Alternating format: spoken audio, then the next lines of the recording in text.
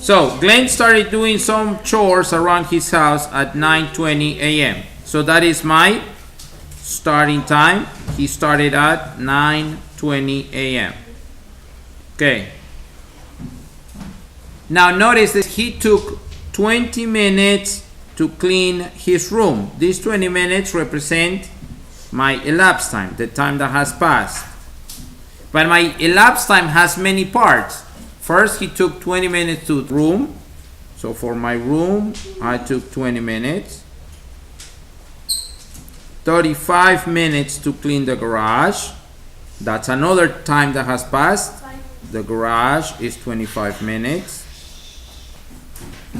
And 25 minutes to fix the bike. So for my bike, I need 25 minutes. And the question is, at what time did he finish? So I need to know at what time he finished doing everything. So I need my ending time.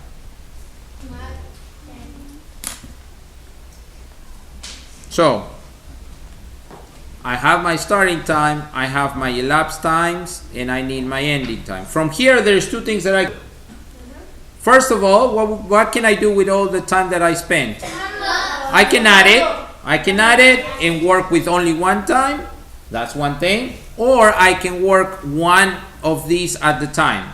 I can start with my 20 minutes, then go to my 25. No, actually that's 35, not 25.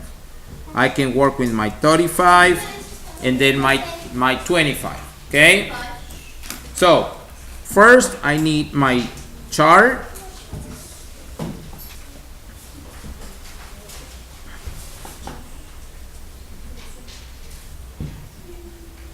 In my chart, I need my starting time, my elapsed time, and my ending time. And then I go over one by one. Do I know my starting time? Yes, it's 9:20. So I'm going to start 9:20. This is where it all starts. Do I know my elapsed time? Do I know my elapsed time? No, I don't know the elapsed time? Yes, I know my elapsed time. I know the time it took for the room, the garage, and the bike. So, but instead of putting there, I'm gonna put them one at a time here because I want to have some room. Okay, I have so the room 20 minutes. My garage was 35 minutes, and the bike 25 minutes. Okay, because I don't have room up here to put it. And the question is, at what time did he end? So I don't know my ending time, so this one's gonna go all the way down here. So like I said, there's two ways to do this. I can add all my times and start working with it way, or I can go one at a time, filling it up in my elapsed time to figure out what the ending time is for each one of these activities. Okay? Which way do you think is easier? You add them all? Okay, so all the time that he spent was 0 plus 5, 0 plus 5, 5 plus 5, 10, 1 plus 2, 3 plus 3, 6 plus 2, 8. So now I know that he spent 80 minutes. I can change that for, if you know how to change it for hours. Yes. But if you don't know how to change these to hours, you can still work with your minutes. Yes, ma'am. I know the 60 minutes is an hour. I can work with that. But let's say I would change that and I only know that he spent 80 minutes. Well, I use my 80 minutes. What hour? So, from there, I start 80 minutes. Can I add all my 80 minutes right away?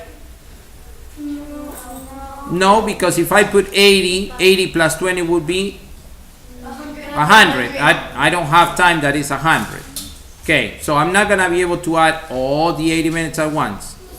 But what I can do is I can go to the next hour. How many minutes do I need from 9:20 to get to the next hour?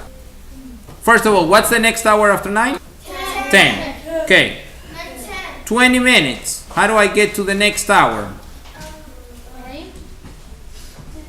Hour has how many minutes? An hour has 60. So from 20 to 60 would be? 30. No, because 20 plus 40 is 60. So I'm just gonna put 40 minutes, and that gives me 9:20 plus 20 is what time? 10. Thank you. It's gonna be 10 o'clock. Huh? Okay. 10. So now I'm gonna subtract those 40 minutes so I don't forget. 80 minus 40 is 40. So I still have another 40 minutes to go. This 10 will go here. It's 10. Now can I put these 40 minutes all at once? Yes, because it's 0. So I can put my other 40 minutes, and that would end up at 10:40. And that would be, so because 40 minus 40, I don't have any more time. So he finished at 10:40. Yes, because what I want, I can't add the minutes plus 20 all at once because it will give me 900. And 100, there is no minutes that I have time. First thing I need to do is go to the next whole hour. Okay? And I know that 20, to get to the next hour, I need 40 minutes because 20 plus 46 gives me the next hour, 10.